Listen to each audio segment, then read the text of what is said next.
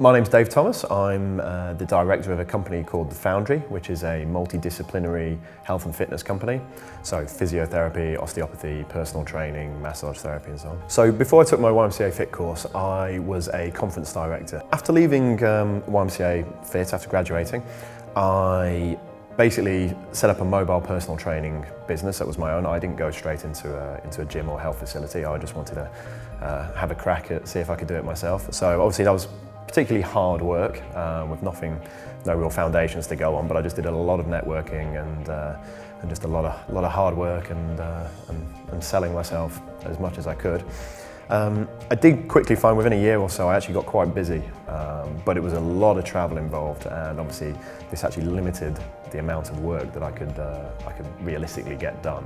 So I realised that I needed a central location that I could work out of. So I just spent a lot of time researching, looking at the competition, SWOT analysis as I learned on my course, and eventually managed to find a perfect location in the city just by Liverpool Street, and I set up the business from there. And then basically once you're in that sort of a location, a lot of business tends to gravitate towards you.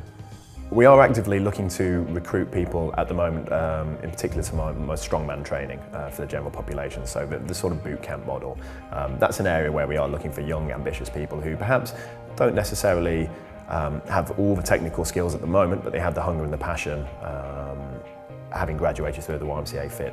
In regards to the recruitment process, we're quite picky, but knowing that somebody's been through the course at the YMCAfit, I know what that entails, so I know that they've got a good basic understanding of how to be an excellent personal trainer. Ultimately, what I'm looking for people working within my business is individuals. I don't want someone who's just going to follow the herd. I want someone who does their own research, who spends their own time on their own development, someone who's very passionate and isn't scared about, who sees the value of spending a bit of money on their education to further their career.